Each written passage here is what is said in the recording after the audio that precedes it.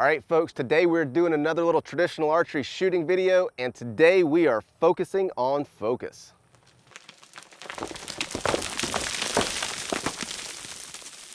So when you get into traditional archery, you're quickly going to realize that there are kind of two philosophical camps when it comes to shooting. You have the instinctive camp, and then you have the aiming camp. And there's all kinds of variations and combinations of those two camps, but one thing that is common between both of them, and really all kinds of shooting, is this idea of focus. And with traditional archery, one thing that is very common to hear people say is burn a hole in the target. Pick out a small spot and concentrate on that one spot and focus on that spot. Now, I understand that. I understand the importance of picking a spot. It's very important, especially when you are shooting at a target that doesn't have a defined spot. It's very easy to get into the habit of zone shooting or just shooting at an area. Like I said, when you're shooting at a target that doesn't have a really defined spot, something like an animal or a 3D target, something like that. But I'm going to propose a different way of looking at focus, because if you look back behind me here, I've got a hay bale back there, and it's got a little piece of orange stuff stuck in that hay bale. That is the spot that I'm going to be aiming at.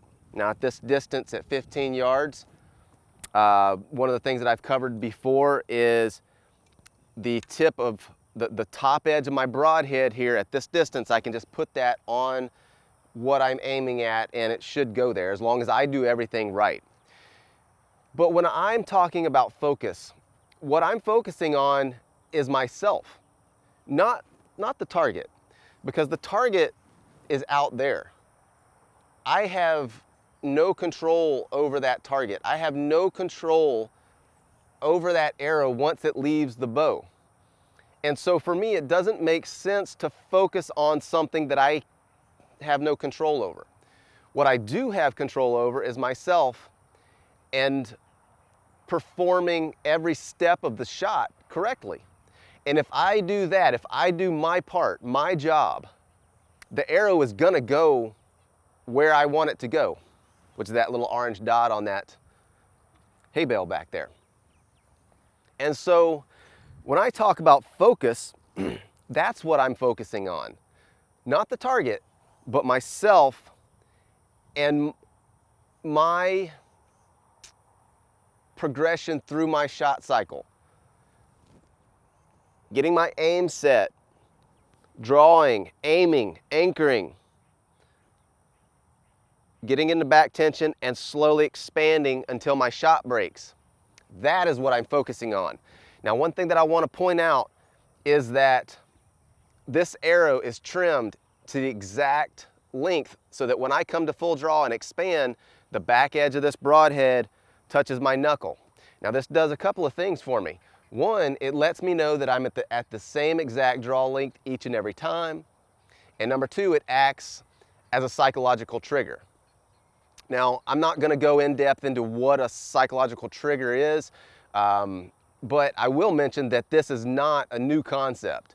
This is something that has been around forever, and actually Saxton Pope writes about it in his book, Hunting with the Bow and Arrow, and that was written in the 1920s. He talks about that very thing, about drawing until the barb on the broadhead touches his knuckle.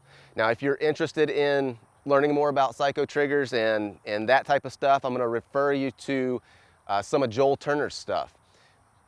Like I said, this is not a new concept, but what Joel does is he explains it in a way that I've never heard it explained before. He breaks it down into very simple terms and helps you understand why those things can be important to accurate and consistent and controlled shooting, especially under high stress situations, which if you're a bow hunter, you find yourself in hopefully quite regularly.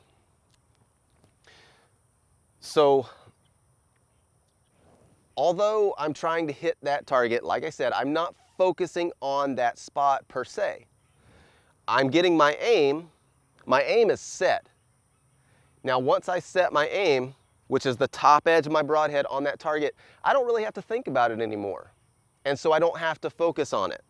Once I get my aim set, I'm gonna come back to full draw, and then my focus is on expanding through that shot until the bottom edge of this broadhead touches my knuckle. Constant expansion, constant pulling. If I can do that correctly, the shot's gonna go where I want it to go. Let's see if I can do this without messing it up.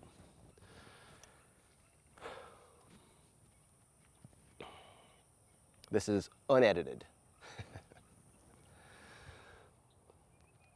I think we're a little over 15 yards. We're probably 17 right here.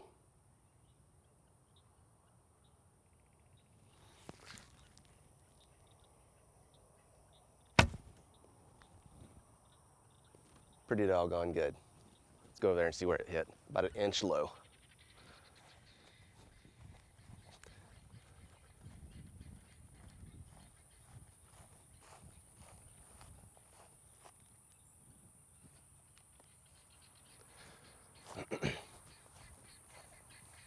So I should have stepped that off. I was aiming here, you know, I'm about an inch low.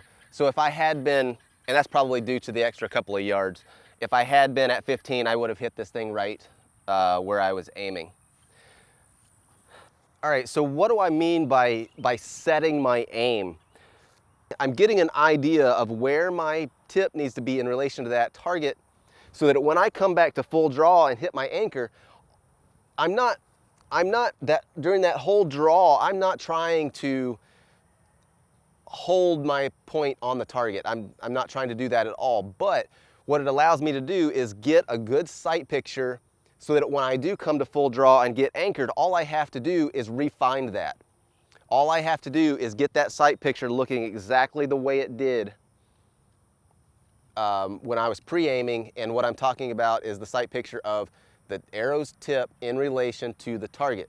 That's what I'm talking about when I say set my aim.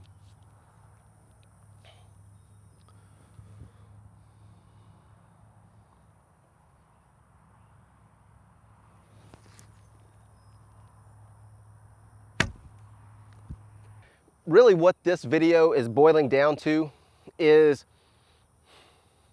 not focusing on the targets or not focusing on the result of the shot, but focusing on executing a perfect shot. Focus on performing every step of the shot perfectly, because like I said, if you do that, perfection is the outcome.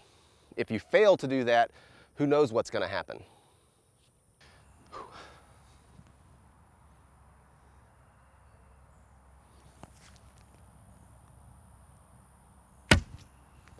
Perfect.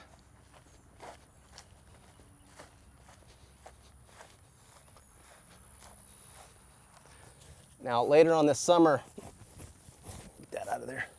Later on this summer, I'm going to be breaking down my entire shot cycle and explaining my method of shooting that I've found works best for me in the type of hunting situations that I most often find myself in, because that's my primary interest. I'm not a target archer, I am a bow hunter. And the way that I have developed shooting, I have found works best for me in the type of hunting situations that I work in, and that's most often on the ground, very close quarters, with very spooky game. And so a lot of times you'll see me doing things that an Olympic style or a field archery coach might tell you is wrong, and maybe it is wrong. I've never had any formal training in archery. I've figured it all out myself, but over the past 20 years, I've found something that works for me, like I said, in the woods. So if you want to catch those videos, hit that subscribe button. Piece of spider web on me.